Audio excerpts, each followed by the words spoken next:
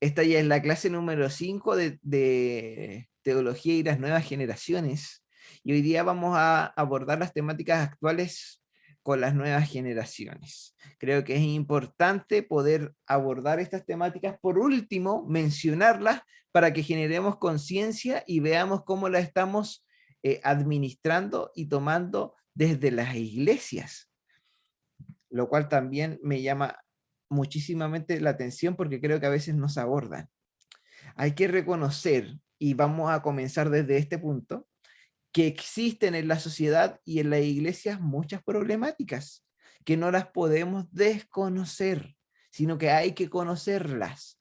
Y en toda sociedad siempre van a existir diversidades de problemas que van a ser una consecuencia o un beneficio dentro de nuestra comunidad, porque las personas que son parte de nuestra comunidad viven dentro de esta sociedad. Muchas veces la iglesia desconoce alguna de estas temáticas, o muchas veces la iglesia no quiere abordarlas porque tampoco tiene las competencias ministeriales para poder hacerlo.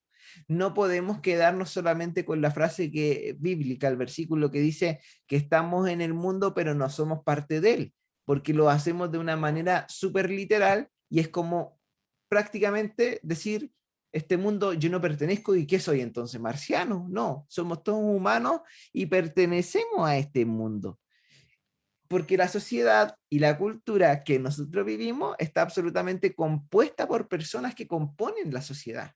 O sea, nosotros como iglesia somos una parte importante dentro de la sociedad. Y acá están las temáticas que mayoritariamente las nuevas generaciones viven, y no solamente las nuevas generaciones, sino que en realidad la sociedad como tal, y que son temas, son importantes al momento de hablar. De hecho, vamos a comenzar a enumerar algunas, pero estoy segurísimo que todavía nos van a faltar varias más.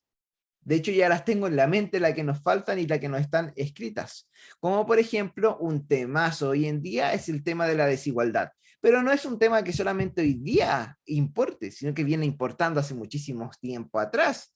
Hoy día, a través de los medios, de las redes sociales, se hizo más fuerte el sentido de ver esta desigualdad y de ver lo que pasa, de que los ricos se hacen más ricos y que muchas veces los pobres se hacen más pobres, y que los que sufren ahí pareciera ser la clase media que quiere surgir pero no puede, y toda una mirada que podemos tener desde distintas de áreas profesionales, como por ejemplo los trabajadores sociales o los sociólogos o los psicólogos inclusive, entre otros más. Pero creo que la desigualdad hoy día es un tema importantísimo que desde niños y niñas ya se dan cuenta y ya le van tomando importancia.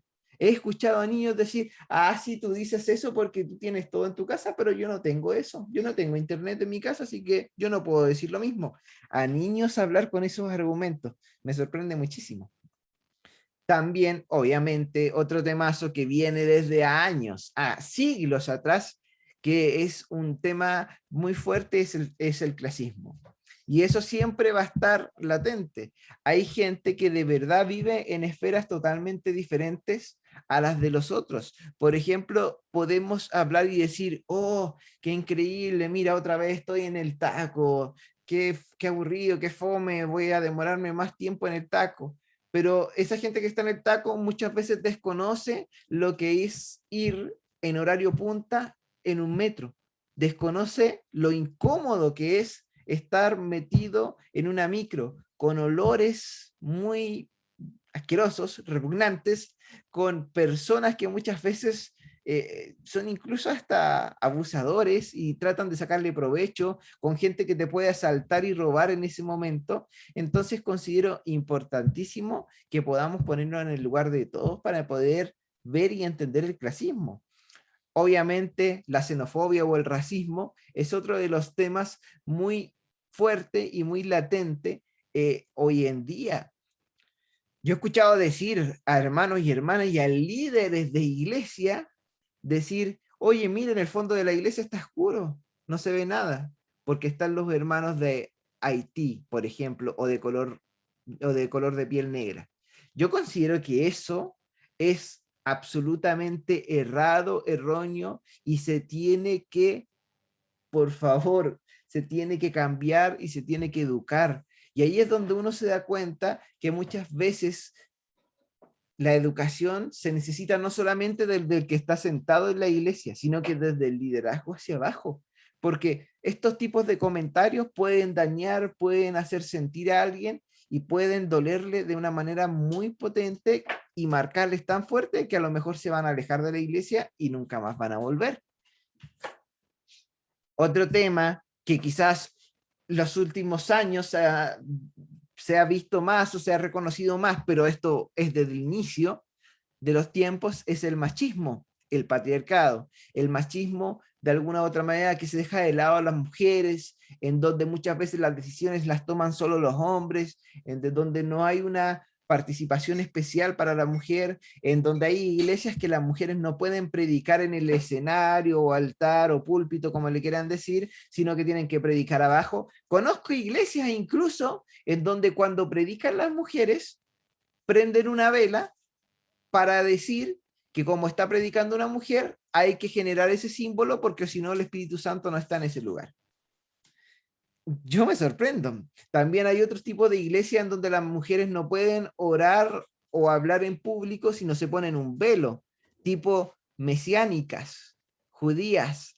Y eso es absolutamente errado cuando lo vemos con el contexto bíblico, porque es algo más cultural que bíblico. Tiene que ver más con la cultura judía que con la cultura del occidente que nosotros vivimos. Entonces, es fuerte verlo, es fuerte notarlo, o como también muchas veces se habla más del pastor y el pastor tiene el llamado o el pastor tiene la vocación o el pastor está con la preparación y la esposa pareciera ser como, hay que integrarla. Y es como, el pastor es pastor y la esposa, bueno, es la esposa, así que tiene que ser pastora. Pero eso no se hace, por ejemplo, con el doctor. La esposa del doctor no es doctora porque el esposo es doctor, sino que se tiene que profesionalizar y también hay un llamado ahí. También hay una preparación y hay un reconocimiento de parte de Dios. Y lo digo porque esto es parte de la iglesia. Y yo lo he visto bastante en muchas iglesias, pero de verdad que me impacta.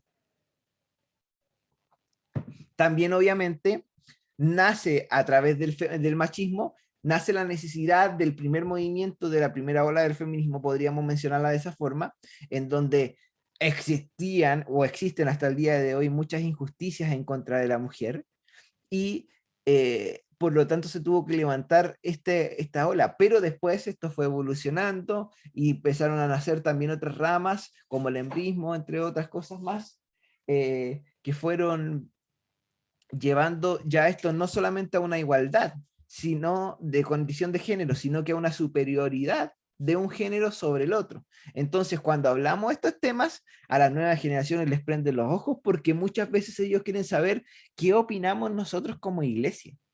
Y si ustedes me apresuran y me dicen, Daniel, ¿qué opinas de la iglesia y el machismo? Yo creo que la iglesia sigue siendo machista. Yo creo que la iglesia sigue siendo machista. Y queramos o no, o tengamos un pensamiento un poco más abierto y cosas así, la iglesia lo sigue siendo. Pero no por eso se tiene que transformar en una iglesia feminista, que es distinto. Pero yo creo que de alguna u otra manera es machista por el formato que se lleva. Existen diferentes tipos de gobiernos dentro de la iglesia. El 90% de los gobiernos de la iglesia siempre va a ser machista porque el hombre va a ser el pilar o la cabeza de la iglesia. El feminismo obviamente llega porque hay una necesidad de la mujer de tener una igualdad de condiciones en lo laboral, en lo social, en lo cultural, en todo ese ámbito. Después sufren algunos tipos de otras olas sufriendo mutaciones, creciendo y viene el embrismo, entre otras cosas más. Pero es importante poder mencionarlo y abordarlo con las nuevas generaciones. Los vamos a ir analizando después punto a punto, si es que alcanzamos, porque vamos avanzando bien. Otro tema es la violencia. Es un tema importantísimo dentro de las nuevas generaciones. Yo creo mucho en las injusticias sociales, o sea, creo mucho que hay injusticias sociales, no creo en la injusticia. Creo que hay muchas injusticias sociales, pero no creo que esas se vayan a solucionar a través de la violencia. No creo para nada en eso. Y creo que a veces los cristianos caemos muchas veces en diferentes tipos de violencia. Violencias verbales, violencias psicológicas, violencias en cuanto a los credos o ocupar el autoritarismo, ser muy autoritario al momento de liderar o guiar ciertos grupos, pero también existe la violencia física, que quizás no la vemos dentro de la iglesia en el sentido de cómo la iglesia guía o lidera, pero sí la vemos dentro de la iglesia a través de hermanos y hermanas que asisten a nuestras congregaciones y que en los templos levantan las manos para adorar a Dios y en las casas levantan las manos para pegarle a su mujer o a su esposo o a sus hijos y ocupar la violencia como un método de corrección, cuando la violencia jamás ha sido avalada para poder ocuparse de esa manera. Es un tema que nosotros muchas veces no abordamos y no enseñamos y que tenemos que verlo desde la niñez porque ya estamos viendo ciertas personalidades que se van formando y que muchas de ellas se transforman en personalidades bastante violentas, que cada vez que tienen un cierto estrés o un cierto enojo o se sienten frustrados por algo, ocupan la violencia como forma de salida o de escape ante esa situación. La inseguridad que hoy día se vive es tremenda. Tanto que, por ejemplo, en el caso de las mujeres, muchas de ellas tienen miedo a salir a las calles o tomar un Uber o un taxi, porque lamentablemente hemos visto cómo han sido secuestradas y abusadas y muchas veces hasta asesinadas en ese caso. En el caso de los hombres tampoco estamos tan ajenos, porque también puede ocurrir lo mismo y hemos visto cómo han asesinado a muchas personas por simplemente quitarles 100 pesos. 100 pesos o un celular. La vida de una persona no vale eso, absolutamente para nada. Entonces genera una inseguridad muy grande todo esto y también genera una inseguridad en cuanto a la personalidad, en cuanto a lo que yo soy, en cuanto a mi identidad y a quién puedo ser cuando grande, hablando de las nuevas generaciones, por supuesto, cuando lleguen a la adultez. Por lo tanto, existen carencias emocionales que son bastante importantes de poder abordar y en ese sentido la salud mental también es una temática actual a abordar. Desde el 2018 hasta la fecha actual, los porcentajes de problemática de salud mental en esta región del mundo o en este continente del mundo son extremadísimamente grandes, sobre todo en Chile. Chile sigue siendo uno de los primeros o pioneros con mayor conflicto de salud mental en los adolescentes que los llevan a tomar la decisión de suicidarse. Adolescentes que se quitan la vida, teniendo años y años por vivir y por disfrutar la vida. Por eso es que yo creo que cuando hablamos desde un púlpito, un escenario, un altar, una transmisión en vivo, hay que transmitir que la vida se tiene que vivir con alegría, con gozo, que es para disfrutarla, que es para vivirla concho, no es para lamentarse. Y hay mucha gente que pasa por situaciones difíciles y que nosotros como iglesia tenemos que también prestarles ayuda. Entonces, estas son como las temáticas junto a las relaciones que vamos a estar abordando y que vamos a estar apuntando ahora para que las vayamos analizando en cada una de ellas. ¿Algo que decir, algo que agregar con respecto a esto? ¿O vamos bien? ¿Vamos bien? Perfecto. Avanzamos entonces. Desigualdad. El primer punto de estas temáticas actuales que estábamos abordando, y cuando hablamos de esto tenemos que entender, pero de cajón, que la relación entre religión, entre pobreza y entre justicia social es muy curiosa, porque por un lado ha sido una relación que siempre está presente en la historia del cristianismo, siempre ha estado ligado a la pobreza y a la justicia social. Si ustedes ven la Biblia, uno de los términos que más se repite justamente es justicia o injusticia social. Y también otro bien grande es pobreza. Entonces hay una relación bastante interesante y es que en todas las épocas, a la par que ha habido actores religiosos que se han puesto bajo estas estructuras de dominación que son las iglesias, siempre ha habido actores también religiosos que encargan esta como dimensión profética, podríamos decir, del cristianismo, donde acompañan una proclamación que tiene el Evangelio, con la denuncia evangélica de todas aquellas estructuras y situaciones que atentan contra una justicia social, como por ejemplo política, económica, laboral, el tema de las AFP, entre otras más que les podríamos mencionar. Pero no obstante, muchas veces no se denuncian por ser injustas, sino que lo que la iglesia hace es que más que nada se denuncian porque dentro del corazón de las personas no se puede generar una construcción del reino de Dios. Entonces dicen, esa cosa que tú estás viviendo, que es injusticia, tienes que sacarla de tu corazón porque si no, no se va a poder construir el reino de Dios. Y esa es una mirada errónea, porque tenemos que verlo desde la mirada social, desde la mirada cultural, y es en donde existen muchas desigualdades. Hay pobres, hay gente que queda sin nada, hay ancianos que llegan a su vejez con una pensión indigna que no les alcanza ni siquiera muchas veces para los remedios, menos les alcanza para comer. Hay muchos de ellos que han sido olvidados por sus hijos, por sus hijas, por sus nietos, por sus familiares. Y, y la verdad es que este es un tema a tocar en las nuevas generaciones, sobre todo en Chile, un país que de aquí al 2050 se espera que más del 50% de la población, ojo con ese detalle, más del 50% de la población sea adulta mayor. ¿Qué pasa? ¿Por qué no hay un crecimiento de nuevas generaciones? Porque las nuevas generaciones están teniendo más conciencia sobre si el tener un hijo o una hija es un momento adecuado hoy en día. Sobre todo en medio de una pandemia y de todo lo que acabamos de vivir, de inseguridades, de incertidumbres. Y ustedes les preguntan a las nuevas generaciones, ¿se quieren casar?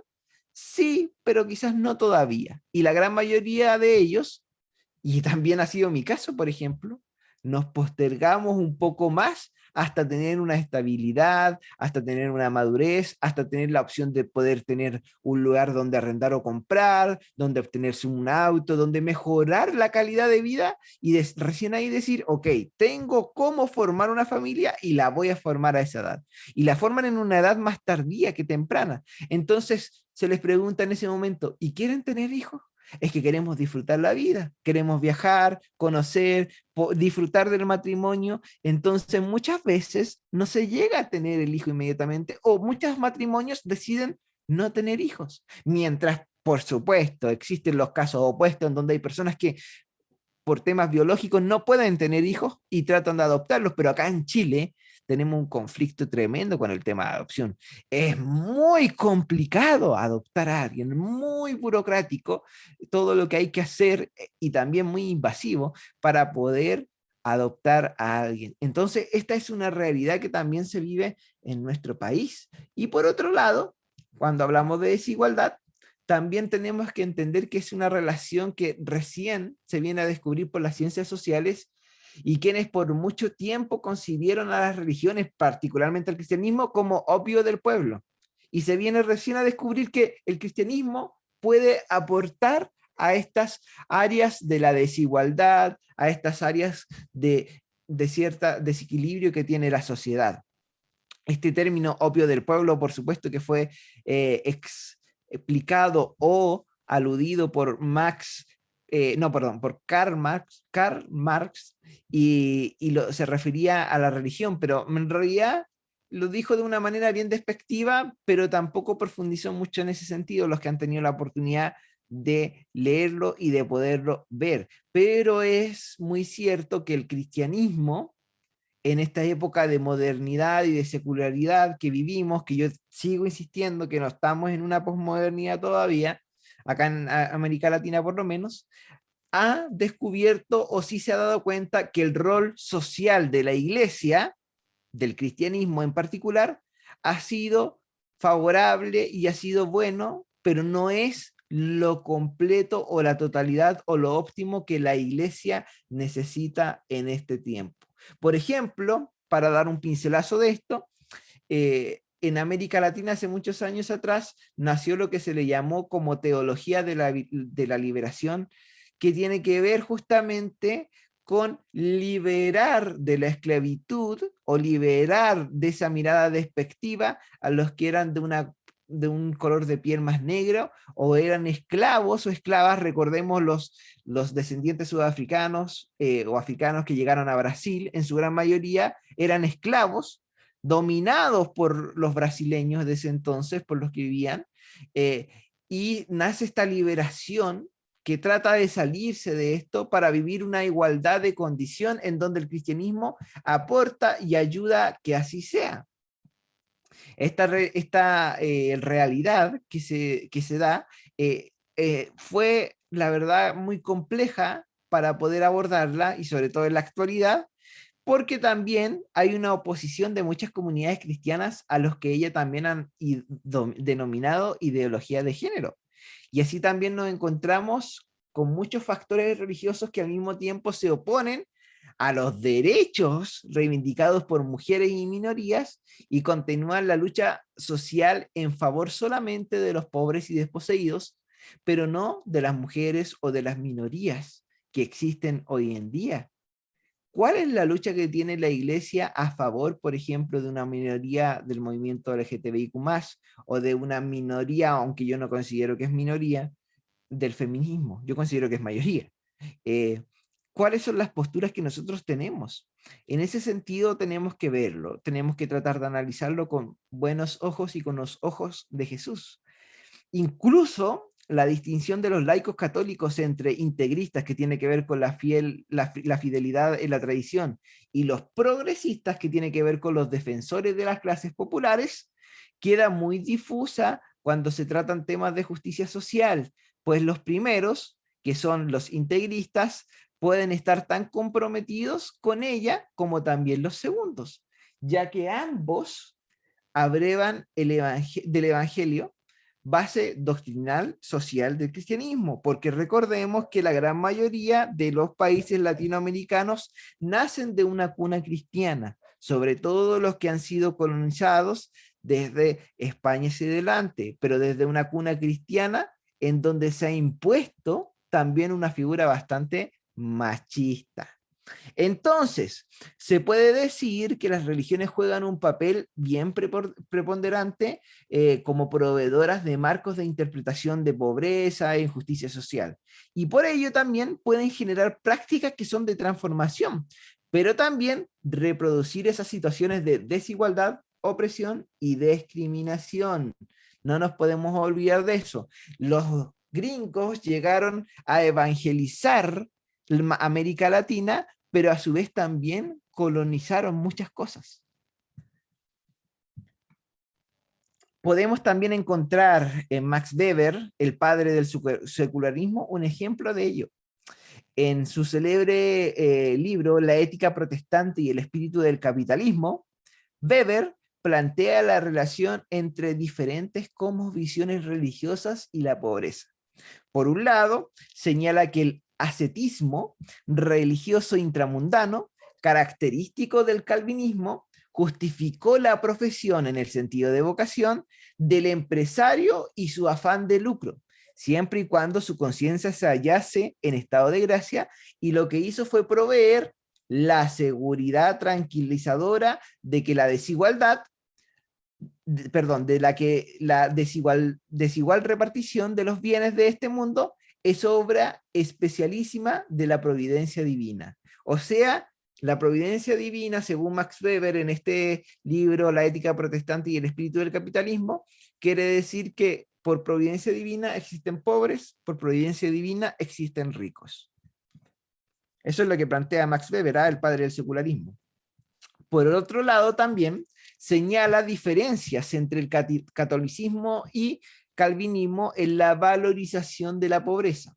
El catolicismo no solo toleró la mensidad, sino que incluso la glorificó, mientras que el calvinismo nunca la admitió en su seno. Y esta aversión puritana a la pobreza, según señala Weber, fue la causante de la dura legislación inglesa contra los pobres de aquella época, en donde eran esclavizados, asesinados y hasta torturados si no querían cumplir con lo que sus dueños o los que las autoridades querían decir. Así, dentro del cristianismo y desde Weber, la pobreza es vista por algunos como síntoma de pereza culpable e incluso de condenación, por otros como también es vista como querida por Dios para poder evitar los grandes peligros que conlleva la riqueza, incluyendo el arrancamiento de la religión del corazón del hombre. Y también ha sido vista como dar la ocasión al rico para realizar buenas obras y dar limosna o como modelo y camino de santidad. Esa es la desigualdad y es lo que hemos podido ver y observar y la podemos analizar de esta manera a grandes rasgos. Y evidentemente, según la concepción teológica que tengas de la pobreza, también va a ser la posición que nosotros tengamos ante ella. ¿En qué sentido? En que hay mucha gente que está dentro del cristianismo que tiene una concepción teológica sobre la pobreza en donde se dice que tiene que existir y siempre va a tener que existir porque dentro del cristianismo no se va a poder proclamar el evangelio si no existe la pobreza. Cosa para mi punto de vista bastante errada, porque yo creo que podemos proclamar el cristianismo no siempre desde la necesidad. De hecho, analicen esto. ¿Cómo predicamos nosotros? Tú necesitas a Cristo. Tú lo necesitas, a lo mejor estás pasando por una enfermedad, a lo mejor estás pasando por un conflicto económico, a lo mejor tienes problemas familiares y siempre desde la necesidad, pero nunca desde el agradecimiento, desde la buena obra que Dios ha hecho con nosotros. Nunca lo presentamos desde ahí, siempre lo presentamos desde la necesidad. Y ahí también hay un complicado concepto de evangelización. ¿Qué es evangelización? Siempre está con esto de querer entregar algo para que nos den algo a cambio. O sea, nosotros te ayudamos, pero tienes que venir a nuestra iglesia. Nosotros te ayudamos, pero tú eres parte de nosotros. Tienes que estar aquí y ofrendar también. Entonces tenemos que ver que eso también es desigualdad de alguna u otra forma. ¿Vamos bien hasta ahí? ¿Sí? Perfecto. Denme un segundo, denme un segundo.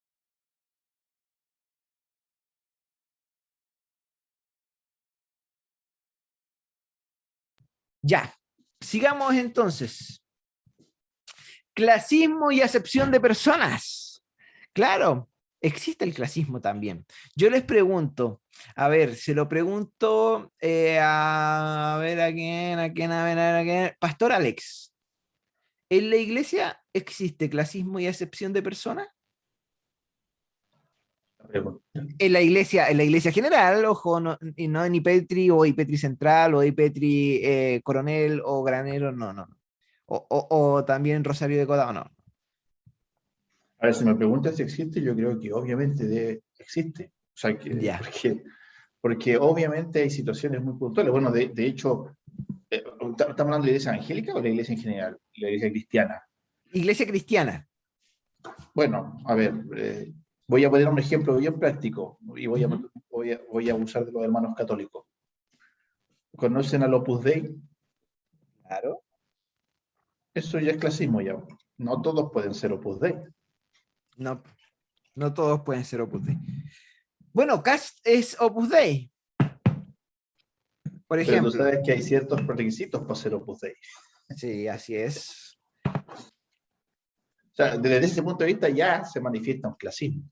Bueno, si hablamos de Exacto. iglesia evangélica también, aunque no de tan marcadamente, o sea, no es que existe una lista de requisitos para decir tú tienes que hacer esto y esto y esto y esto y esto, pero sí se Claro. manifiestan situaciones que son complejas. O sea, a ver, hablemos de clasismo, inclusive cuando vemos entrar a nuestra iglesia a gente en malas condiciones, ¿verdad? Y al tiro los miramos con bajo el hombro, ¿verdad? Obviamente existe ese tipo de clasismo, también que no es marcado en el sentido de que hay reglas, pero con nuestras actitudes somos clasistas Exacto. y tenemos que tener cuidado con eso. Hay que tener cuidado con eso. Alejandro, ¿levantaste tu mano? Sí, creo que eh, partiendo desde un punto de vista del que el clasismo parte por las castas, creo que sí la iglesia es clasista dentro de las propias castas que se dan, por ejemplo, los músicos hacen diferencia con algún otro tipo, liderazgo hace diferencias y es una clase aparte. Es más, se da también mucho el centralismo, que es un tema bastante interesante también, liderazgo muy centralizado, eh, iglesia muy centralizada. Eh, Sí, se da harto, harto, harto. Es más, durante un tiempo, cuando yo era más pequeño, se da mucho, no, es que la familia pastoral, y hablando desde un punto de vista, no digamos que eh, el, el que la familia pastoral era un hecho sino que era una clase aparte, para bien o para mal. Y lo mismo pasa con el tema de somos los líderes o los equipos de trabajo muchas veces o sea, creo que no se trata de que lo quieran proyectar, pero así lo recibe el resto muchas veces de los hermanos. Así es, estoy de acuerdo. ¿Débora? En realidad es una pregunta. De lo mismo que tocábamos antes, por ejemplo, cuando se dice este, el, ah, somos, o sea, estamos en el mundo, pero no somos del mundo, ¿podría considerarse clasismo? Cuando, o sea, cuando se lleva al extremo. Claro. El ex- Podría ser un tipo de clasismo al sentir una superioridad ante los demás, sí, porque nosotros no somos de este mundo, o sea, nosotros estamos a otro nivel, estamos allá en el tercer cielo. Es como así, superioridad. ya, gracias. Sí, podríamos verlo de esa manera. Bueno, Meche, ¿quieres decir algo? ¿O no? ¿Está bien? No, perfecto. Bueno, clasismo, justamente, para los que no lo ven de esa manera, es el prejuicio y discriminación basados en la pertenencia o no a determinadas clases sociales. Según el diccionario de la RAE, es la actitud de quienes defienden la discriminación por motivos de pertenencia a otra clase social. Y por lo general, un clasista asume su pertenencia a una u otra clase y obra en consecuencia, ¿para qué? Para beneficiar los intereses de quienes son de su misma clase y en perjuicio de quienes no pertenecen a ella. Santiago, el libro de Santiago, porque acá nosotros igual leemos la Biblia, no hacemos solamente filosofía, teología y todo eso, leemos la Biblia también. Santiago capítulo 2 del 1 al 4 dice lo siguiente: hermanos míos, que vuestra fe en nuestro glorioso Señor Jesucristo sea sin acepción de personas. Porque si en vuestra congregación entra un hombre con anillo de oro y con ropa espléndida, y también entra un pobre con vestido andrajoso, y miran con agrado al que trae la ropa espléndida y le dicen, siéntate tú aquí adelante, en buen lugar, cerquita de los pastores. Y le dicen al pobre, quédate ahí atrás, a donde está el audio, siéntate ahí nomás, bajo mi estrado. No estaremos haciendo distinción entre nosotros mismos y estaríamos siendo jueces con malos pensamientos. La Biblia nos advierte de esto. Y aún así, creo que la iglesia falla. Uno de los pecados que yo considero que la iglesia más comete es justamente este. Si hay clasismo y si hay acepción de personas. Y es un tema que lo podemos hablar a un nivel más comunidad, horizontal, pero a nivel de liderazgo y más arriba, es difícil de tocar muchas veces. Sobre todo porque se entiende que las iglesias se deben sostener. Y muchas veces hay familias o hay gente que puede aportar más que otro. Y eso genera comodidad, genera estabilidad y genera que podamos realizar muchas otras cosas. No lo estoy avalando, estoy haciendo un análisis solamente. Yo creo que la iglesia no debe ser clasista, debe ser abierta para todas las personas. Y yo creo que tenemos que tratar de crear una iglesia en ese ámbito. Las nuevas generaciones, si hay algo que no les está importando hoy en día, es el símbolo al cual tú estás representando. Pero eso no tiene que ver, por ejemplo, con la gente que está en otro nivel. Tiene que ver de manera general. Hoy en día, la oportunidad a acceder a mayor cantidad de información hace que una persona que tenga dinero o no tenga dinero no tenga diferencia mental en cuanto a conocimiento. Yo puedo ser quizás de escasos recursos, pero ser muy inteligente y tener acceso a mucho conocimiento. Pero hay otra gente que no tiene mucho dinero, o sea, que tiene mucho dinero, pero tiene muy poco cerebro. Y eso ya no es la diferencia. Las nuevas generaciones rechazan el clasismo y ellos creen que Dios es un Dios de todos, no solo de los pobres, sino también de los ricos. Pasamos al racismo. Ahora te pregunto a ti, Meche, ¿crees que la iglesia es racista o xenofóbica? Am, no sé si, no creo tanto en la iglesia, por generalizarlo. Pero nuestra sociedad sí, y obviamente nuestra iglesia está dentro de la sociedad, por lo tanto eso influye mucho, ¿sí? Entonces, nuestra iglesia en Chile es racista, porque Muy el bien. país es muy racista. Sí, así que si vamos a la iglesia en Chile, yo vivo acá en Chile, acá en Santiago de Chile peor todavía. Yo creo que en regiones puede ser un poco diferente. En el norte de Chile no se va a ver así, porque no se va a ver así en el norte. Incluso en el sur, en ciertos aspectos, igual hay cierto racismo, pero en ciertas zonas, no en todas. Pero Santiago de Chile es muy racista, por lo tanto la iglesia vista desde aquí es muy racista. Y xenófoba también, así, al máximo. Me parece bien, me parece bien. Eh, Christopher está, y, y Christopher, yo, ¿estás por ahí para que opines tú también? Sí, dale nomás, Meche. yo lo digo en carne propia eso. Recuerden de que, bueno, los demás no saben, yo soy argentina. Y yo llegué acá y yo simplemente por hablar con el acento argentino en mi familia. Bueno, yo tuve problemas hasta donde trabajaba porque simplemente por hablar con el acento argentino a mis compañeras de trabajo, mujeres, les molestaba escucharme. Y lo mismo mis hermanas y tíos y primos, y etcétera, etcétera. Simplemente Wow. escucharme ya era una molestia para ellos, porque hablaba con el acento. Y te lo decían, de hecho nos decían en la cara a nosotros, ¿por qué hablas así? ¿Por qué me decís así? Eh, ¿Por qué me decís che? Cosas así.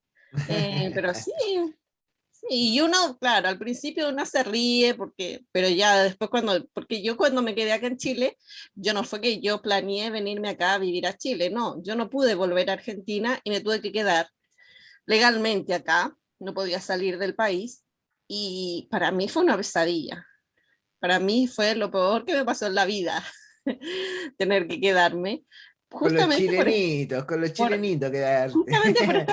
Pero yo tenía toda mi familia acá, mis tíos, primos, yo los amaba a todos ellos, pero esa situación, ese roce que había por hablar con el acento fue un problema. Y yo terminé haciendo lo mismo que hizo la Eli. La Eli llegó acá, se dio cuenta de que la gente se reía y ella se encargó de quedarse mirando tele en la casa y aprendiendo el acento y se sacó el acento al mes de llegar acá. Wow. Así que yo, como cuando empecé a trabajar, empecé a hacer lo mismo que ella. Empecé a trabajar y a hacer todo lo posible por sacarme el acento, pero en mis momentos donde yo me siento libre con las personas, se me sale. Se te sale, sí, sí, por supuesto. Pero a buenas y a primeras tengo que decir que es difícil saber si eres argentina. De hecho, yo creo que la gran mayoría no tiene idea, porque no se te nota mucho. Pero de repente, sí, sí, de repente sí. Christopher, ¿estás por ahí? ¿Aló? ¿Sí? ¿Sí? Christopher, ¿cómo está ahí? Bien, bien aquí escuchando. Qué bueno. Cuéntame, ¿qué crees tú? ¿Crees que en Chile somos racistas? Em, sí, yo creo que sí. Y el problema o el conflicto más grande que yo puedo tener es que los jóvenes no son así. Que el grupo de jóvenes, por ejemplo, hablo de mi realidad, de mi iglesia, muchas veces no se fijan en el comentario clasista o en el comentario racista porque ellos no son así. Ujú. Y ese es lo que yo confronto de repente en las redes, pues las redes de jóvenes, porque de repente hay preguntas, de repente hay que explicar y decir, bueno, nosotros no miramos eso, pero ¿por qué los demás hermanos sí lo ven? ¿Por qué lo comentan de repente? ¿Por qué, por ejemplo, del púlpito se dice algo como la mujer, la mujer que es virtuosa, por decirlo así, el sábado deja preparado el almuerzo para el domingo llegar a comer después del culto? Y se dice desde el púlpito, desde una predicación, ¿entendí? Entonces, yo en mi faceta de líder de jóvenes y como participo de las reuniones de equipo, muchas veces tenía una opinión distinta y, y ha sido doloroso recibir el comentario de vuelta, ahí mismo. Y sin ir más lejos, el sábado pasado también tuvimos una reunión de equipo y también por algo muy, muy similar a lo que estamos conversando aquí, em, fue fuerte la reacción del pastor en este caso en contra de lo que uno pensaba y, y aquí yo quiero hacerte como una pregunta, Daniel. Sí, sí, sí, Porque, adelante. mira, por ejemplo, una vez llegó un hermano que era haitiano a nuestra ¿Ya? iglesia. Y yo como trabajo en el multimedia, el texto bíblico, busqué en el Google ahí la traducción del creolé y se lo tiré en creolé por la pantalla. Después de que tiramos el texto normal, le tiré el texto en creolé por la pantalla. Y sé que el hermano se emocionó y todo el cuento. Al segundo domingo vinieron 3 con él, ¿Ya? porque no manejaban el idioma para nada, po. El idioma español muy poco, solo el saludo y todo eso. Y yo creo que de lo que el pastor predicaba le entendían la nada misma. Pero la reacción de ellos, como me refiero a de la iglesia, es como, ¿para qué? ¿Para qué hace eso si es uno puro el que viene? Eh, y aunque yo lo encontraba necesario, la mayoría de las personas o del liderazgo de la iglesia no lo encontró necesario para nada. Mm. Y a lo que voy yo y a la pregunta que quiero llegar es que ¿cuándo cambia esto? Porque todos aquí concordamos de que la iglesia no está en óptimas condiciones para la sociedad o para la era que estamos viviendo. Todos concordamos en eso. Pero ¿cuándo cambia esto? ¿Cuándo vamos a ser la iglesia que Dios necesita que seamos aquí en la tierra? ¿Cuándo? Porque con proponer, yo lo he hecho, como yo te digo, y me ha costado Mm. varios, hasta llanto. Me ha Me costado, imagino. es doloroso. Yo lo he propuesto muchas veces. Yo he dicho, no, esto yo a mí no me parece. Lo he dicho, y no solo con percepción mía, sino que con palabras. Mira, un día hicimos un fin de año, hicimos una cena de iglesia. Y hay hermanos, dentro de esos hermanos está mi suegra, que su esposo no viene a la iglesia. Entonces el día domingo, como salimos como a las 2 de la tarde, ella llega a su casa y su esposo, que es mi suegro obviamente, él ya almorzó, ya pasó su día, ya no hay vida familiar ahí porque mi suegra llega y ya no está. De hecho, él sale en la tarde, va a la cancha, bueno, antes y cuando se podía, entonces ya no hay vida familiar. Entonces para esta cena de fin de año, eh, el pastor dijo exclusivamente tienen que ser hermanos de la iglesia los que vengan a la cena, no de estar invitando familiares ni nada así. Y la realidad de mi suegra, hay muchas hermanas más. Entonces yo le dije, pero pastor, mire, ¿no será la oportunidad para que esas personas, o que le invitemos a esas personas, como mi suegro, como el esposo de la hermana Olguita, que lo reconozco a la persona, para que ellos vengan a conocer a esta familia que su esposa todo el año viene a visitar, para acercarnos un poco más a ellos? Claro. Y no fue así, pues, no lo encontraron pertinente, dijeron que no, que era mejor entre solamente cristianos, y al final no, pues. Cuando se dio el aviso el día domingo, y eso pasa para los bautismos, pasa porque hay que ir a una piscina, y ojalá que los que vamos seamos los que vamos a la iglesia nomás, que no pueden llevar ni siquiera un sobrino, no se puede llevar a nadie más que sea extra de la iglesia, ¿ah? O que venga de visita a tu casa ese día, tú lo tenés que dejar en la casa porque tú vas a un bautizo cristiano, y mi suegra no puede llevar a su esposo, obviamente. eh, no puede haber una relación familiar ahí, no se puede. Y una y otra Complicado. vez yo lo he propuesto, una y otra vez yo he quedado bien complicados, heridos, y como te digo, y las cosas no cambian. Y por la realidad que ustedes comentan también, esto pasa en muchas otras partes. Quizás no tan así duro, pero pasa en otras partes también. Y ahora mi pregunta es, ¿cuándo cambiamos? ¿O cuándo se produce el cambio? Y te lo pregunto, ¿sabes por qué, Daniel? Te lo pregunto así bien puntual, Sí, porque sí. de repente el obispo manda instrucciones que el pastor nos comparte a nosotros, y en esas instrucciones viene exactamente lo que uno ha propuesto, o lo que muchos hermanos comentan, de por qué la iglesia no es más familia, de por qué la iglesia no es más comunidad. O sea, la instrucción de allá arriba llega, y de repente cuando llega se aborda bien, pero dura un tiempo y ya después se olvida, y volvemos a lo mismo. Bueno, es un tema delicado porque obviamente tiene que ver con la decisión de tu pastor, de tus pastores principales de la iglesia. Eh, Creo que aquí y en muchos lugares todos vamos a estar de acuerdo que creemos que el sueño de Dios es que nadie se pierda.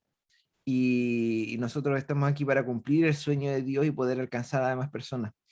¿Cuándo se va a cumplir esto? Cuando como equipo, cuando como liderazgo entendamos y nos dejemos guiar por el Espíritu Santo y escuchar su voz. Muchas veces nosotros actuamos de manera individualista, inhumana, y tenemos conflictos en ese sentido. ¿Qué podemos hacer nosotros cuando vemos que a lo mejor nuestros líderes no actúan como creemos que deberíamos actuar? Generar espacios de conversación, generar oración, presentar alternativas, buscar planes, generar proyectos. Y me imagino que cada una de las cosas que te estoy diciendo tú ya lo hiciste porque te conozco.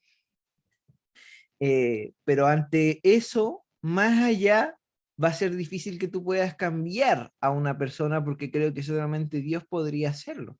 Entonces, lo que tú puedes hacer es seguir trabajando, seguir intentando y tú desde tu área, desde tu vereda, tratar de aportar para alcanzar a este tipo de personas y lograr un espacio de comodidad y de buena atención. Pero la verdad es que cuando un líder principal de una iglesia piensa de una forma y y no quiere cambiar, es difícil que los demás lo puedan hacer cambiar. Por eso hay que confiar en Dios, por eso hay que depositar nuestras ansiedades y preocupaciones ante Él, pero lo que tú comentas es absolutamente delicado y es difícil de poder generar un cambio desde una posición más abajo. Es un momento es una situación bastante complicada porque como te dije tiene que ver con el pastor de la iglesia. Entonces tú tienes que tratar ahí de aportar y trabajar y yo te podría dar más consejos en otro sentido, pero hoy día, ahora, en este momento, considero que lo que tienes que hacer es seguir aportando desde tu área y si muchas veces hay gente que a lo mejor no le parece o no le gusta, mostrarle con los frutos que sí es necesario y que sí se necesita. Por ejemplo, tú dijiste que le diste el versículo en el idioma de ellos, que es el creol, ¿cierto? Sí, sí, que no estoy equivocado, creol, ¿sí? Eh, Sí. sí, sí, y eso marcó una diferencia. Esos detalles aguántalos, aguántalos. Muchas veces eh, vas a tener que simplemente aguantar, ponerle el pecho a las balas, dar la milla extra, poner la otra mejilla. Pero creo que vas a tener que aprender que estás pagando un precio para que las nuevas generaciones no tengan que vivir lo que tú estás viviendo. Y creo que eso es importante. A veces se habla muy poco de pagar el precio, pero yo creo que tu situación es estar pagando el precio. Así que ánimo, ánimo en Jesús, vamos a estar orando por ti y yo creo que si tú estás ahí es por algo. No te desvanezcas, no flaquees, no desmayes, sigue perseverando y yo creo que Dios va a hacer algo ahí. Pero bueno, yo creo que justamente la iglesia sí tiene algo de racismo, sí tiene y hay que analizarlo y hay que verlo. No sé si alguien más quiere aportar algo a lo que estaba hablando Christopher recién. Sí, Alejandro. bueno, mi admiración por Christopher, que Dios le bendiga. Aunque nosotros con mi esposa no teníamos la resistencia de nuestro pastor, yo siempre digo lo siguiente, Para nosotros la iglesia en la que estamos es una bendición y gran parte se ha enfocado en ser un ministerio en el que ha reconstruido a gente que ha venido herida de muchos lados. Ha sido un ministerio restaurador. Pero sí veíamos, nuestros pastores son muy pro en muchas cosas, pero sí veíamos que éramos resentidos en el liderazgo. Y eso éramos como una piedra en el zapato. Pero tuvimos que hacer lo que has dicho, pagar el precio. Pagar el precio, comenzamos como líderes de niños y tuvimos que pagar. Nadie creía y muchos pocos nos apoyaban, llegaban nuestros pastores y unos de otros hermanos en actividades que hacíamos todos. Y después cuando Dios nos respaldaba y eran tremendas todos, después decían, chuta, y pensar de que podríamos haber hecho más, y así de a poco, con pequeñas cosas uno va logrando y se va validando también, que es importante la validación entre los pares, cuesta, cuesta, y de eso trata de pagar el precio. A lo mejor no vamos a pagar con la vida, pero sí, con alguien tiene que abrir camino. Y Exacto. ánimo, Cristo, porque creo que vas por la senda precisa y hay que aguantar porque muchas veces a haber gente que no le va a gustar. No le va a gustar, por ejemplo, de verdad, estamos trabajando desde un tiempo a esta parte con nuestros pastores ya, viendo el tema de gobierno eclesiástico y estamos compartiendo con ellos, le estamos haciendo las mismas clases, viendo algunas cosas, todo. Y por ejemplo, yo le mostraba cuál era mi visión y yo le decía que mi visión quiero tener una iglesia social. Y de repente me decía, pero se va a transformar en una CESUS. ¿Y por qué no? ¿Y por qué no? ¿Por qué no podemos ser la plataforma en donde la sociedad independiente que quiera quedarse no quiera quedarse? Y ahí hemos tenido que debatir, compartir, usar harta Biblia, usar harta... Pero llegamos a un punto de encuentro que es lo importante y me vuelvo a quedar con las palabras de Lucas Ley. No creo que no haya nadie o algún líder que no quiera que su iglesia crezca. Y cuando encontramos ese punto de encuentro, creo que empezamos a hacer de los dos lados. Muchas veces a nosotros nos han dicho que no han tenido que colocar la rienda, porque es cierto, porque de repente queremos andar más rápido, y también nuestros líderes tienen la experiencia, que es diferente. ¿Por qué? Porque estuvieron en otra etapa. En otra etapa ellos hicieron la calle, hicieron muchas cosas que nosotros a lo mejor estamos disfrutando de eso. Y ante eso, a su vez, tenemos nosotros todas las ganas de poder avanzar y hay que llegar a un punto de encuentro. Y creo que cuando es de Dios, en algún momento se va a dar. En algún momento se va a dar. Así que ánimo, Víctor. Un abrazo. Amén. Yo creo lo mismo. Pastor Alex. No, nada, básicamente tenemos que aprender de la experiencia. Si ustedes leen la historia de la iglesia en Chile, pregúntense por qué hay tantas denominaciones distintas. Y eso ya nos sirve ya de experiencia. Generalmente lo que ha pasado, y estoy siendo muy simplista en el comentario, pero quiero que me entiendan. Claro. Estamos en una iglesia, alguien piensa distinto, no estoy de acuerdo contigo, voy y me abro otra iglesia. Y el patrón se repite, se duplica, se cuatriplica y después exponencialmente, y es así como el día de hoy tenemos en nuestro país más de 5.800 denominaciones distintas de iglesias evangélicas. Muchísimas. Muchísimas. Ahora, ¿por qué menciono esto? Porque es importante, y aquí, ¿verdad? También hablo un poco de la experiencia. Cuando yo pertenecía a la iglesia que estaba antes, que era una iglesia de índole internacional, era venía de Puerto Rico, cambiaban misioneros cada 3 años. No estaba ni Petri, yo no nací ni Petri desde ese punto de vista. O sea, y nos cambiaron un pastor que era el alma de la iglesia, porque ojo, alguien puede decir uno sirve a Dios, no al hombre, pero ojo, eso tampoco es tan así, las personas se afiatan a personas. Así que cuando nos cambiaban al pastor, quedaba la toletón en la iglesia. Bueno, nos hicieron eso 3 veces, hasta que la tercera vez yo me aburrí y pasó de que no trabajé con el pastor porque no me gustaba el pastor. Soy bien honesto, hasta el grado que me fui a Concepción a trabajar en una iglesia que tenía una filial allá, un año ya. El Señor trató conmigo en ese tiempo, y cuando volví tuvimos una conversación con el pastor. Y yo le dije al pastor, perdóneme, no actué bien, pero esto y estas cosas son las cosas que veo. Ese pastor estuvo 6 años con nosotros y puedo decir que en ese tiempo aprendí mucho de ese pastor. Y ese pastor aprendió mucho de mí. O sea, fue una simbiosis entre ambos. A tal grado que hace un par de años atrás vino a Chile por la misión que todavía está aquí en Chile, y me llamó, me dijo, y se quedó en mi casa, lo hospedé, estuvo conmigo, compartió. O sea, una cuestión tremenda. O sea, que ¿a qué voy con esta anécdota? Voy a que tenemos que tener mucho cuidado, entendiendo que las razones pueden ser poderosas y buenas. Tenemos que ser cuidadosos en la forma en que tratamos la situación. Yo no estoy diciendo que los pastores sean infalibles, yo creo que por el contrario, los pastores necesitan mucho de la ayuda de los líderes y del equipo. Por eso la iglesia tiene equipos. Exacto. ¿Verdad? Porque las cosas no se pueden hacer solas, ¿verdad? Pero tenemos que también ser muy cuidadosos en la forma, porque si nosotros, entiéndeme lo que voy a decir, si nosotros pensamos o hacemos cosas que no están en la línea, y perdóneme que lo diga así, en la línea del pastor, por decirlo de alguna manera, porque yo sé que está en la línea de Dios, no me malentiendan, pero en la línea del pastor, en cierta forma estamos cayendo en lo mismo. Estamos haciendo o estamos cometiendo el mismo error, nos estamos yendo por la tangente.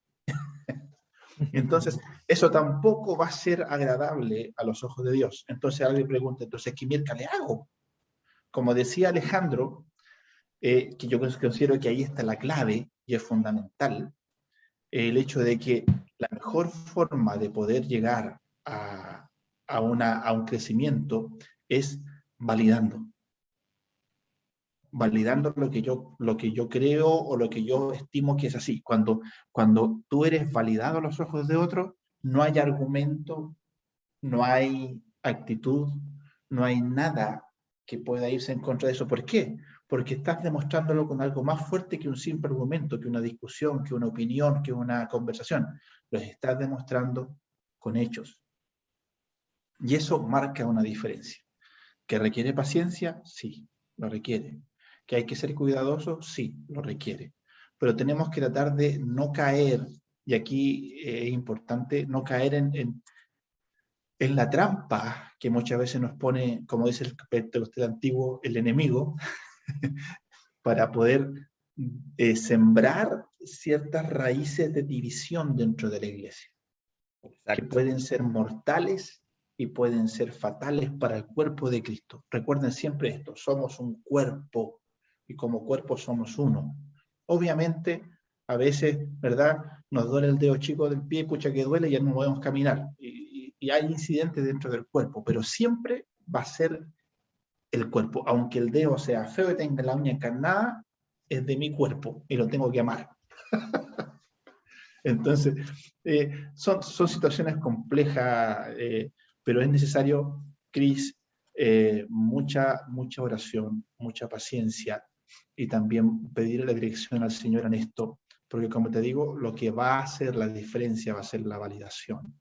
Y hay que ser cuidadoso en ese aspecto. O sea, lo digo desde mi punto de vista, creo que también puedo decir que alguna experiencia tengo en eso, porque sí, yo he tenido round con pastores, y lo confieso y pido perdón por eso. Pero sí, los he tenido.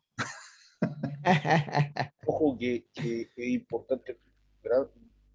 Extraordinario lo que hizo nuestro pastoral. Ojo que nuestro obispo, cuando tuvimos la masterclass no me recuerdo si fue la masterclass o una reunión que hizo nuestro obispo con la mayoría que estamos estudiando, él decía una cosa muy cierta y que nosotros también podemos estar después al otro lado. Porque las estrategias y las visiones muchas veces van a ir cambiando. En su momento nosotros vamos a pasar a ser los retrógrados. En algún Sí. momento nosotros vamos a pasar a ser los que tenemos una visión errada o antigua. Y eso es importante entenderlo. Nuestro obispo le pasó lo mismo en su momento. Y ahora está fascinado con lo loco que nosotros nos estamos volviendo con todo esto. Así que hay que darle tiempo al tiempo, mucha oración, paciencia y echarle para adelante. Ah, que Dios nos ayude a todos en este sentido, porque no es fácil. No es fácil, pero se puede lograr. Avancemos, porque ya la hora nos está pillando, como todos los sábados. Racismo, bueno.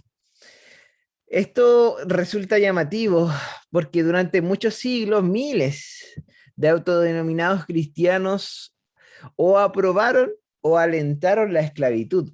Entre ellos, por ejemplo, Martín Lutero, con los campesinos. Y resulta muy incomprensible que hoy en día miles también de cristianos apoyen las leyes contra los inmigrantes o las ideas racistas dentro de las congregaciones. En base a esto, nace lo que se denomina como teología negra, que una vez lo publiqué simplemente para decir lo que era, y mucha gente me malentendió y pensó que estaba publicando un tipo de... un tipo de pensamiento extraño a la actualidad, y no. Esto, de hecho, no es mío, esto no nace conmigo, ni tampoco es algo de hoy en día. Esto nació en la época de los 50 aproximadamente. La teología negra, o también llamada teología de la liberación negra, se refiere a esta perspectiva teológica que se originó entre los que eran seminaristas y eruditos afroamericanos, y en algunas iglesias negras en Estados Unidos y más tarde en otras partes del mundo. Se contextualiza el cristianismo en un intento de ayudar a los que son afrodescendientes a superar la opresión, y se centra especialmente en las injusticias cometidas contra los afroamericanos y los negros sudafricanos durante la segregación y el apartheid respectivamente. Esta teología negra lo que hace es busca liberar a los no blancos de las múltiples formas de subyugación política, social, económica y religiosa, y considera la teología cristiana como una teología de liberación, un estudio racional del ser de Dios en el mundo a la luz de la situación existencial de una comunidad oprimida, relacionando las fuerzas de la liberación con la esencia del evangelio que es Jesucristo. Eso es lo que afirma la teología negra, y que nace justamente en ese aspecto, y la podríamos incluso hoy día hasta aplicar en otros contextos, como por ejemplo con el pueblo indígena, en donde el cristianismo de alguna u otra manera puede llegar a abrazarlos y a darles un amor que nadie en mucho tiempo se lo ha dado aquí en Chile, por dar un ejemplo simplemente. En el extranjero, el emigrante y el pueblo de Israel. Hay algo que aquí me gusta mucho, y es que en el Antiguo Testamento, y los que estuvieron con clase con la profe Juan y a lo mejor lo vieron, la Biblia habla del extranjero y hace alusión que el pueblo de Israel, afirmándolo de esta manera, dice: Israel es un pueblo emigrante y fue escogido con la misión de mirar a los emigrantes como hermanos. Y eso es lo que también como iglesia nosotros tenemos que hacer y deberíamos hacer. Ser el pueblo escogido que mira a los emigrantes es vivir una vida escuchando la ley de Dios. ¿Por qué? Porque decidir seguir la ley de Dios nos va a llevar hacia un camino de la libertad, un pueblo libre de la codicia, de la envidia, de la violencia. Y al ser el pueblo elegido, Israel abandonó el estilo o la forma de vivir que el mundo arrastraba en ese entonces, alejado de la destrucción, de la codicia y de la violencia, y se vuelve un pueblo extranjero para los demás, pero también un pueblo que ayuda. Por eso para el pueblo de Israel es importante recordar las leyendas de sus antepasados, en donde ellos no poseían tierras y eran extranjeros, y la relación que tenían con la tierra era netamente porque lo recibían de la parte de Dios. Y una de esas leyendas es la de Abraham, por ejemplo, quien sale de su tierra y se lanza en una aventura hacia Canaán, Egipto y otras regiones limítrofes. La conciencia del ser nómada es muy fundamental, para Israel, porque se va a acordar siempre de que es un inmigrante con residencia en un país que no es el suyo. Y en ese sentido, la Torá proclama: si la tierra, sí, la tierra es mía y vosotros emigrantes y residentes de mi tierra, en Levíticos. Meche, levantaste tu mano.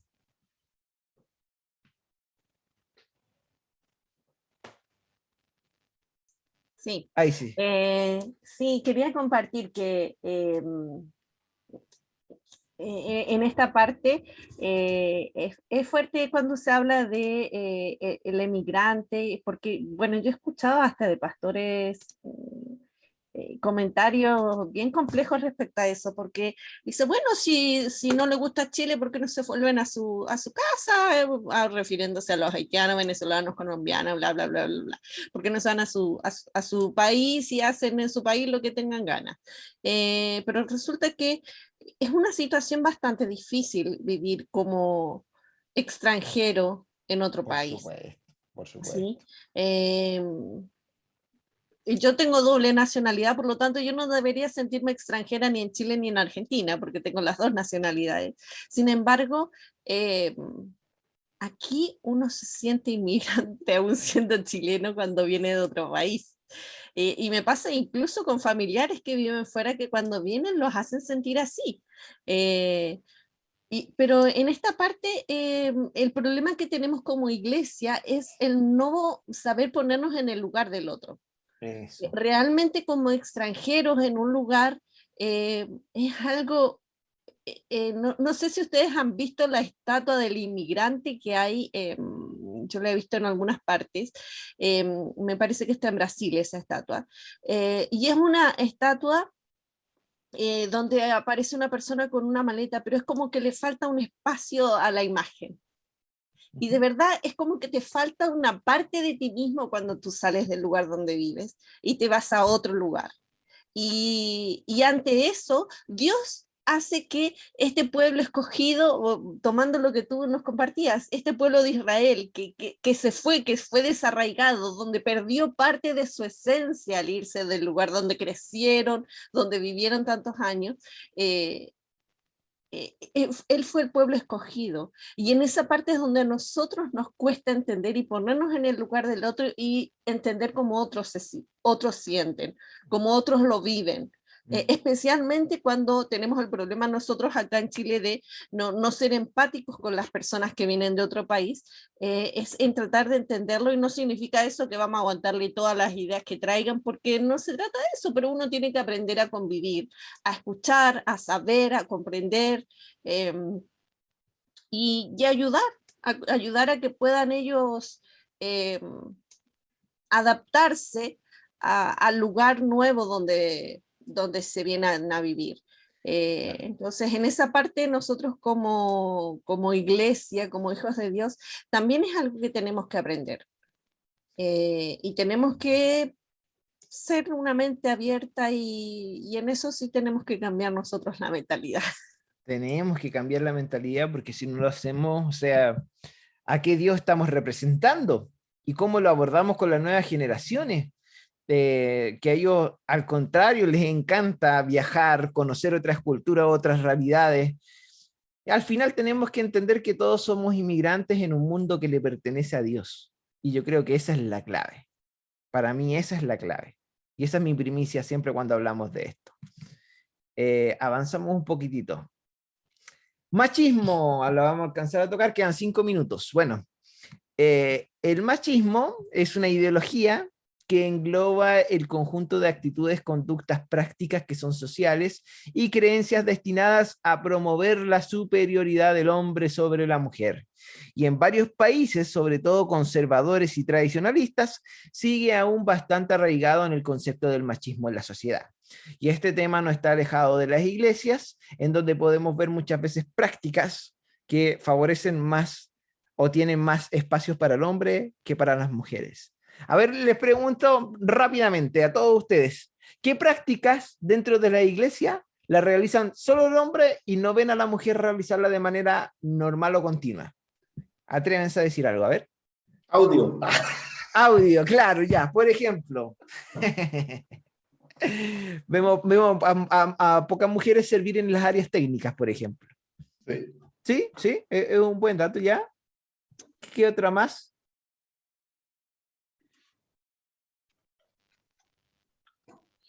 ¿Que solamente la hacen más hombres que mujeres? Este es el caso opuesto, pero las partes educativas, por ejemplo, de los niños, casi siempre se le deja solo a las mujeres. Ya, pues está bien, está bien, está bien, muy bien, bien.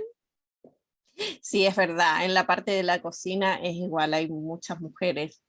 Otra Sí, y eso cosa también. significa no, que eso es un área que no pertenece a los hombres, o sea, las mujeres tienen que estar dedicadas a eso, Sí, sí, está ¿verdad? súper bien. Cuando toca preparar las camas y todo eso, solamente ellos preparan el armado de los camarotes, pero el resto de preparar sábanas, todo lo demás, las mujeres, quienes tienen que lavar eso son las mujeres. Eso, sí, eso es algo machista, totalmente machista, sí, ellos lo podrían hacer perfectamente. Muy bien, muy bien. ¿Qué otra cosa más? A ver, vamos, vamos. Yo creo que hay varias, pero me gusta escucharle, me gusta escucharle. Que a las presentaciones de niños, los ungimientos de pastores y todo eso no lo hacen mujeres, lo hacen solamente los pastores. ¿Por qué? Si las mujeres tendrían más derecho a presentar los niños que los pastores, si ellos no hicieron ningún esfuerzo para que nazcan los cabros chicos. Así que creo que las mujeres deberían ser las mejores representantes para presentarle a Dios los niños que los hombres. Ya, muy bien, me parece bien. Bueno, Está ahí, bien. ahí en defensa yo tendría que decir de que esas instancias las realiza el pastor de la iglesia. Ahora, obviamente hay iglesias donde hay pastoras. Por ejemplo, en Copiapó, la pastora es la pastora Lidia. Y cuando hay presentación de niños y cosas por el estilo, ella como pastora debe hacer esa ceremonia, porque es la pastora de la iglesia. Pero en la iglesia hay pastor y pastor. Sí, Entonces, ¿para sí, qué no, la pero ungieron pastora? yo me Ah, refiero a no, pues, que pero no, el es que yo no voy al tema de que solamente porque es el líder principal tiene que hacerlo él exclusivamente. A eso vamos. ¿Por qué es machista? Es machista, pues, porque es el líder principal de la iglesia, o sea, el único que tendría que predicar es él porque es el pastor de la iglesia, el único que tiene que orar es él porque es el pastor de la iglesia. Entonces vamos a lo mismo. ¿Por qué tiene que hacerlo él? ¿Por qué tiene que usted eh, ser el único que hace eso porque es el pastor de la iglesia? No, yo creo que en esa parte sí eso es machista. Porque es una sí, cultura machista, no es porque no, yo no lo veo machista. es que no lo ves tú así porque tú eres hombre, pero No, es no, no, una no, no, cultura, no. sí, sí, No, es una cultura machista porque es una costumbre que se ha hecho por largo tiempo así, pero, Mercedes, porque, ¿sabes lo que pero veo que es quiero terminar machista? la idea primero. ¿Sabes lo que Eh, veo que es machista? Es que tú consideres que yo soy machista. no, yo no estoy considerando que eres machista, pero sí que es la idea machista esa. Y que uno tiene que aprender a reconocer que es una idea donde estamos diciendo, sí, en realidad estamos diciendo que eso lo hacen solamente los hombres por esto, y lo justifico, pero digo, en realidad podría hacerlo una mujer. Sí, claro que lo puedo hacer una mujer. A eso voy. Entonces, es algo machista que lo haga solamente un hombre porque es el pastor de la iglesia, siendo que tenemos pastoras mujeres en la iglesia y podrían hacerlo también. Es que lo Yo acostumbramos a hacer así siempre. concuerdo a medias con Mercedes, pero tiene que ver por el tema del ordenamiento eclesial o de, digamos, Correcto. del liderazgo, porque creo que en ese hay problema machista. Porque cuando, por ejemplo, en lo que tiene que ver con los gobiernos eclesiales, ahí creo que hay machismo. ¿Por qué? Porque tradicionalmente los obispados, los presbiterios, hay, entre comillas, esa cultura. Pero utilizando esos puestos, pastoras perfectamente cumplen la función que debe Claro, corresponder, porque la función es la importante. así es. Ahí yo creo que es diferente, porque, ojo, no todos pueden hacer ciertas cosas y ciertas funciones porque no están llamados a eso. Es el problema en cuando están los ordenamientos en los gobiernos eclesiales. Ahí yo creo que está el tema. Ese es el punto. De hecho, es lo mismo que pasa, por ejemplo, cuando, bueno, eso se nos enseñó en Visión Celular, yo me acuerdo, que cuando una persona tenía que ministrar a una mujer, generalmente tenía que ser una mujer, no un hombre. ¿Se acuerdan? Porque por un punto de prudencia, por un punto que no se haya, sobre todo si era una jovencita, cosas por el estilo, tenía que ser un hombre. Y al revés, si era un hombre, tendría que ser una mujer. Y si al revés, si era un hombre, que fuera un hombre por el hecho de que fueran más cuidadosos, más sabios en eso. Bueno, situaciones como esa. Pero el punto está en que, como dice Alejandro, pasa básicamente por un tema, un orden eclesial. Yo siento que en nuestra misión, por lo menos, gracias a Dios, creo que no tenemos grandes problemas en eso. Pueden haberlos, quizás, porque también todas las iglesias son un mundo distinto. Pero en nuestra iglesia nosotros tenemos pastoras, tenemos pastores presbíteros, tenemos gente de esa índole dentro de la representación femenina. De hecho, a lo mejor estoy haciendo algo muy cercano, el año pasado, ¿se acuerdan ustedes que a raíz del COVID falleció nuestro pastor de Coyhaique? Puerto Montt, perdón, de Puerto Montt, o sea, ¿qué es lo que hace? Y yo entiendo lo que dice Mecha, porque hay iglesias que son así, y es verdad, y en eso yo no cierro los ojos tampoco, pero por ejemplo, cuando dicen, falleció el pastor, la pastora quedó sola, van y dicen, no, hay que mandar un pastor para allá. Y no le preguntaron a nadie, pero resulta que la iglesia, por lo menos la misión, gracias a Dios, nosotros tenemos esa visión de nuestro obispo, que lo primero que hace es hablar con la pastora. Y le plantea, porque también está el hecho de que no es fácil para una pastora quedarse sola. Entonces puede ser también que la pastora diga, mire, mi obispo, sabe que yo prefiero seguir, pero no de esta manera. Pero siempre se le da la prerrogativa. Y si ella dice, yo quiero seguir, pues todo nuestro respaldo con usted también. Ya ha pasado, ya 2 veces en nuestra misión. Primer caso, la pastora María. Y ahora la pastora María Elena. No, 3 casos. 3 casos, la pastora Lidia. Sí. Entonces, ahora, es cierto, yo en ese sentido yo concuerdo con Meche, no todos son así. Eso es verdad. Y lamentamos eso. Ahora también el tema del machismo, yo siento que es una cuestión que nosotros tenemos arraigada en el ADN interno de una manera pero extraordinaria. Y que luchar contra eso no es siempre sencillo. No, pero, para nada. No, pero a veces también siento, y a lo mejor ahí me voy a ganar otro coscorrón, pero siento que a veces somos demasiado sensibles. Voy a poner un ejemplo. Hace un tiempo atrás, yo le comentaba esto a mi esposa. No sé si ustedes vieron un comercial en que salía un hombre que le decía a su mujer, ya, yo te ayudo a hacer esto otro. Y después la leyenda final o el eslogan era, no, tú no ayudas. Es parte de tu labor. ¿Se acuerdan de ese comercial? No sé si ustedes lo vieron.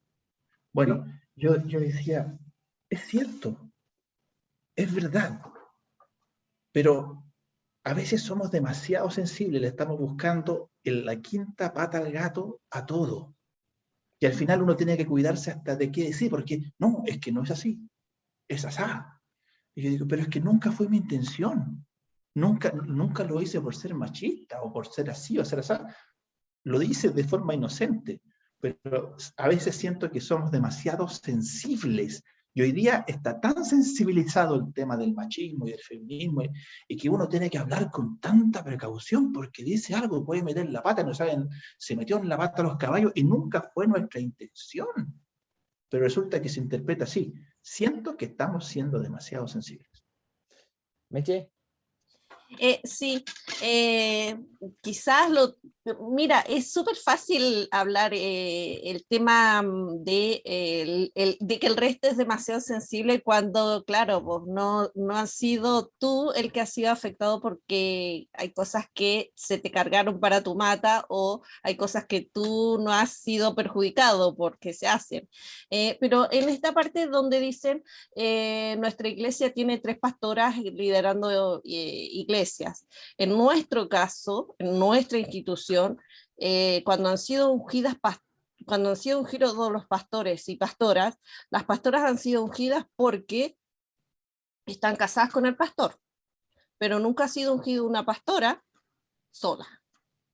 Entonces la decisión de decir, no, pero quedó una pastora, hay 3 pastoras en nuestra institución, porque se murió el marido, pero no porque dijeron, no, la pastora Lidia Urrutia va a ser, ella tiene el corazón de pastora, entonces a ella la vamos a poner, y está acompañada del pastor, que no me acuerdo cómo se llamaba el difunto.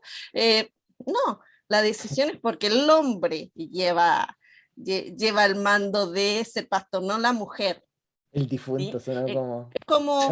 como ya, para no pasarla porque ya la habíamos ungido y que no preguntamos, pero igual en esa parte, y es toda una construcción que tiene la iglesia en esta parte, porque desde el púlpito de nuestra iglesia se habló cuando salió presidenta la señora Bachelet, y se habló en contra de que había salido presidenta nuestra pastora, la presidenta Bachelet. Entonces, en esta parte sí que hay una situación de que es el hombre el que la lleva en la iglesia, no es la mujer es la ayuda idónea porque así dice la Biblia. Yo no me acordaba de eso que acaba de decir Meche en todo caso. De lo ¿Te último. acordabas o no te acordabas? No, yo no me acordaba. No me acordaba, ¿De qué? quizás. ¿De qué? ¿De que se habló en contra? Sí, yo no me acordaba de eso. Sí. Yo no me acuerdo, honestamente. No. Alejandro, levantaste tu manito.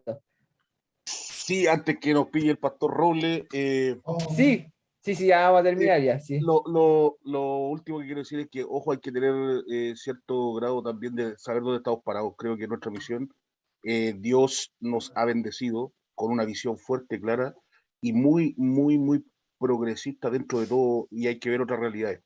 Ojo, que el llamado muchas veces uno se da cuenta en otras realidades. Yo he podido estar en muchas realidades todo y pareciera que la otra persona es como un gomero o como una planta, desgraciadamente, pero acá nosotros vemos que los liderazgos son casi familiares. Nuestros pastores son tanto nuestras pastoras como nuestros pastores, independiente de que sí creo que podríamos mejorar en ciertas cosas, pero nuestros pastores y nuestras pastoras son es de a dos el llamado muy claro muchas veces, porque dentro de la misión no se juega con quién es pastor. Yo creo que eso es bastante importante, ni tampoco hay, es que, no, siento de solamente. Hay varios pasos para poder ser pastor, y creo que nuestro pastorales ahí sabe, creo que tú también entiendes, Daniel, de que en nuestra misión es bastante cuidado el tema.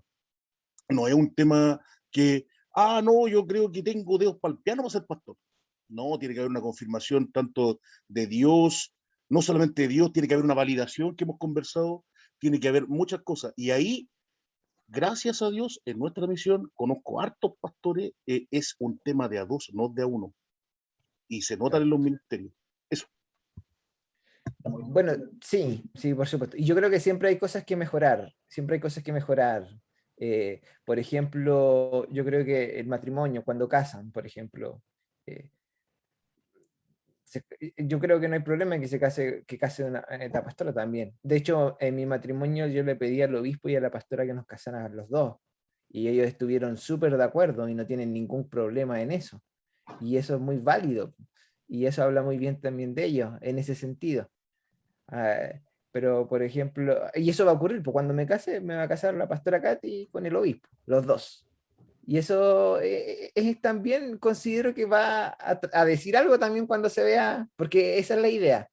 Y vamos construyendo y avanzando de a poco, y es lo que queremos aportar. Ya, hasta aquí llega la clase del día de hoy, que voy a detener la grabación y me despido de la gente que nos está viendo y que vio esta gran conversación que acabamos de tener.